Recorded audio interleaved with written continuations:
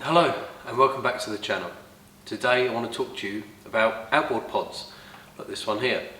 So the Hellraiser that we're building at the minute, we're installing a 300 horsepower Mercury on the back with an XL shaft. So normally this boat would have been set up for an inboard application with a stern drive.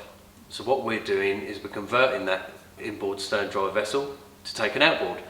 So there's a couple of ways you can do it. You can either cut the back of the boat out and modify it with a well, or you could install something like this, which is an outboard pod or a gill bracket, depending on what you want to call it.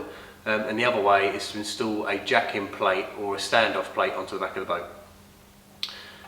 This time we're installing this pod. So this is a smaller unit than what we've made before. The reason we've done that is because we are installing zip weight trim tabs on the back as well, and we needed the room to be able to get them on. The weight is reduced a little bit with this. The downside of that is we reduce the buoyancy a little bit, but we'll go into that in a minute. Okay, so we've designed and built this in-house, made out of ply originally, glassed it, gelled it, refinished it, and then made a mould off of it. So the process and the finish of this component now is a lot smoother. You know, we've got a nice glossy smooth finish on it, which normally you can get, but it just takes a bit longer with the process. So what I want to talk to you about really is if you were to make your own outboard bracket, what you'd need to look at, how you'd go about doing it, and what you're going to need to know. So I can't share my Colonel's secret recipe with you on this, but I can give you the fundamentals of what you're going to need to be able to design one for your boat. So the main thing that's going to come into any calculation is the transom angle. So when you look at the back of your boat, you're looking at the angle of the transom, pretty plain and simple. As standard, most boat manufacturers will use a transom angle of between 10 to 14 degrees. More commonly than not, it is a 12-degree angle. Okay, so if you're making a bracket, what you need to remember is to keep that angle parallel, and if it isn't parallel, then you need to be able to correct that in the extension that you're making. Okay, so our boat's transom is 12 degrees, which means this face needs to be 12 degrees, and this face needs to remain 12 degrees. These two are parallel within one another. Okay. Now, if this is say 8 degrees, or whether it's flat at 90 degrees or 0 degrees, then you want to correct it to this angle at 12 or 10 degrees, then you have to calculate that into it. So the reason there is a backwards angle on this is because of the torque and the way the engine runs, is that it works better if you have a slightly backward angle on the stern of your boat. If you have some boats with a straight through transom and you install an outboard on it, you'll find that the ride might not be as comfortable, you don't get as much power, and the torque just isn't quite getting through the boat where you need to be. Okay, so that is the first item on the agenda of what you need to think about, is the transom angle. So the second we've gone with, or I've gone with on this particular application, is buoyancy. Okay, so this volume of this pod will create X amount of buoyancy based on the volumetric calculations. So every engine is different. A 115 is lighter than a 200. A Suzuki is heavier than a Mercury. A Honda weighs a ton of bricks. So we've taken that into consideration. So on the larger pod that I made originally, I made it so that the volume that it displaced when it was in the water was equivalent to the weight of a single 200 horsepower Suzuki engine. So that when you're looking at the LCG, or the balance and the dynamics of the vessel, what we come back with is that in theory the engine wouldn't actually weigh anything, because the volume and weight of the engine is being displaced. I mean, if you were to add to the calculation of the weight of this plus the engine, it may have weighed somewhere around 80 to 100 kilos. So that's like a grown man standing on the back of your boat, which isn't a lot really when you're looking at a new 4-stroke 200 horsepower engine. So we took that into consideration. Now, some people have much thinner pods, where I also like to have it wider because of the stress and strain that the engine's putting through it. So if you go into a hard banking turn and you've gone, you know, full port, full starboard steering, is the angle where the pressure is no longer pushing through this way on the pod. It's either pushing this way or this way. So you need to think about that as well. It is the twist as such of the engine that you're going to be putting into the back of it. So when you're adding in stiffening and all that sort of thing, some people you find they'll have wider angles on the front because a diagonal is stronger than a straight when it comes to that, and that pressure is then dispersed in that as well. So that's sort of what we're looking at really. So which is transom angle, the displacement, I guess, and the next basic thing will be shaft length. So every vessel has its own shaft length requirement for what you're looking for. And with a pod, you can raise that and make it higher. So there's less gearbox in the water, less prop in the water, which in theory gives you more performance. You may end up with some ventilation off the back of that as well. But these are the sort of calculations when you're getting into the deep nitty-gritty of it is you know, how much ventilation you're going to cause, how high can I run this engine, and the fundamentals of any engine setup is usually the cav plate sits at keel height. Well, if you go 1 inch or 2 inches below cav transom height with the cav plate, that goes into displacement mode. Average performance mode is having it in parallel with the keel, or if you want to go into performance mode, you can actually raise it 1 to 2 inches above the keel height as well.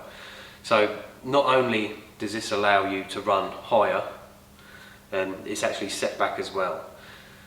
So we tend to run our cav plate most times at the bottom of this pod because the pod is actually higher than the keel anyway. And then you also need to factor in, for every foot you come off of the stern of the vessel, the engine it has to be raised at least 1 to 1.5 inches. Okay, so this pod is roughly 2 inches deep. So we need to raise the cav plate as standard 3 inches higher than the keel. Okay, otherwise what will happen is you'll go out to sea, your vessel could be capable of 40 knots plus, but what's actually happening now is the arse is sucking, and the back of the boat is dragging down, and you can feel it, and you know, you might be going 10, 12 knots because all the engine wants to do is just digging in, that cav plate's just driving the boat into the water. Okay, so that's when you're going into engine setups and things like that. Otherwise, the size and shape of it is sort of your own to do as you wish. Okay, so again, the width we've gone for to displace as much capacity as possible to make the engine lighter in theory. And the depth of the pod as well, I thought about tilting and trimming up the engine because of the transom sitting in and how big that cowling's going to come up, because there's not a well for it to tuck into, is we wanted a bit of setback so we can try and get that skeg out of the water. If you're a trailer boat, as long as you can get the skeg most of the way up, it's not too much of an issue. If you're in a marina or on a tidal mooring, then the last thing you want is your gearbox to be getting stuck in the mud or fouling up over long term. Okay, so what I'll do now is I'll show you the insides a bit more and show you what we've done to try and displace as much of that stress and strain that we've used, or the engine's going to put through this when you're running it. So we've got our main box, so we've got the sheet of ply in the front, which we've laminated either side. So this is a Verne, it's a measuring tool. So we've got 30mm on this lip here, and then we're going to have roughly the same on the transom on the inside of the boat. So that's almost going to be, you know, 60 to 70mm thick by the time we get all that through. Yeah. So we've stiffened up these sides, only halfway down, with some more ply and glassed in and bonded as well to again take that strain off the twist to try and reduce as much force as possible, because whenever this engine's driving we want to transfer the stress through and into the boat so we can take off as much possible as this as we can. So we've got 2 stringers like you'd find inside the boat normally. Okay, so we've got these halves, so it's like top half, bottom half, because then this is lightweight as possible. Same on the other side, so we can reduce the weight. The bottom is pure fiberglass. Okay, so we've taken out the ply out of that as well to reduce the weight on it. This, we're going to have another ply lid on this as well, which will fix and screw into this. This back lip is just made of fiberglass. It's just to take a bit of the stress from the board on top, so if people are standing on it, then the strain again is taken through that, and you're not going to end up with any stress cracks from there. So when making your pod here in the UK, obviously we have like leisure and commercial guidelines for building. So we tend to follow, or we here tend to follow, commercial guidelines. So the transom thickness here is what would determine how much horsepower you can attach to your boat. As per your build plate on your vessel, recommended horsepower requirements, 1 will be the registered speed of the vessel, what it's capable of, and 2 will be the transom capacity to what it can take. So currently we are at 69mm on this, okay, which by the time we've gelled it and done some extras will probably be up to around 72. Okay, so that's really more than amicable for a 300 horsepower Mercury on this pod. Okay, so once the lid goes on, as well, which I've got here. So this will all be glassed and bolted in as well, and then we'll have a inspection hatch in the top so that we can get through to the bolts. So once this is on and it's glassed in, which is why we've got this ground area here, because we're going to glass down that onto this and then gel it all, is we need to install some knees or some gussets, depending on what you want to use on there, on the sides of here. Because what you'll find, because this is 5 inches roughly here, to take the XL shaft from here down to the base of the pod, is that it's all about preventative maintenance. You know, this is never foolproof or 100% guaranteed, but all we can do is try our best to reduce any stress and strain that's coming onto it. So the point of installing a gusset on these corners is to reduce any stress fractures and cracks on here, okay? Because the engine sitting on here is a big lever, okay? You've got the head and the cylinder header up the top here, and the propulsion or the torque end is down the bottom. So all this is wanting to do all the time is when that prop's driving, is it's trying to twist like this. So all the strain is going to be on here, okay? So the bracket itself is going to push into the bottom bracket and it's going to pull off the top of the bracket. Not to that extent, but I mean the forces are going to be pushing and pulling, which is why we've got the longitudinals running across the bottom. So then the torque from the prop is going to push into them, push into the boat, and therefore disperse the weight forward. Okay, and then the reason we've got these gussets up here is to reduce the twisting, unlikely with the thickness of this anyway, but again, being preventative in the state that it's going to take out the strain from this and connecting this into this, connecting this to the pod itself, so that it all becomes one unit. And then you can install your bolts through the top here, and the others will be on the inside, which is why you'll have the inspection hatch here to get into. I don't overly like these Plastimo inspection hatches because they tend to leak. If you are going to install them, just bear in mind to Vaseline or grease the O-rings, because it's a better way to try and reduce it as much as possible.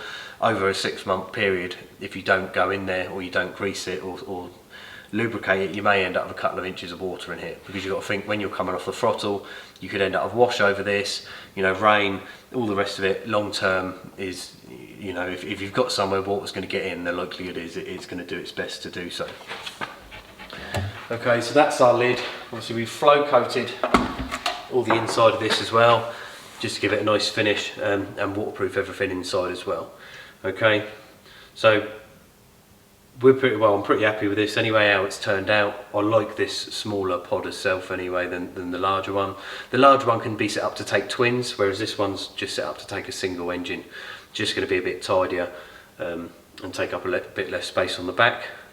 And because of the weight, there's not loads of weight saving, but there's enough in there that it's still going to drop a few kilos off the back of the boat. Okay, so like I say, yeah, so just think about fixing into the boat. You need something sturdy, your transom thickness for the size of engine you want to install, you know, the transom angle is going to be parallel or changed to suit what you're going to need. You can use aluminium, you can buy aluminium outboard pods to install, or you can, like say, custom build your own one. Just make sure you use marine ply, fiberglass. The entire layup of this has been made with woven robin fabric, and then it's just capped with a single layer of 600 gram chop strand matting. It's like 11 ounces inside and out, same for this, 11 ounces inside and out. 3 sheets of marine grade ply in this transom, which have then been bonded and glued together, plus our longitudinals to disperse the weight through, some stiffening in the top sides to reduce the twisting, and then like I say, we've just got the knees to go in at the end. So I'll show you a bit more when we're going to install this, and we actually bolt this onto the back using 12mm stainless steel bolts through this into the back of the boat. And yeah, it's pretty substantial, you know, it shouldn't be going anywhere. And then we just bond it on to the back as well, just so we got a nice seal. Okay, so if you have any questions or want to know any more about what we're doing with this pod, then keep an eye out for future videos, or we're happy to answer any questions.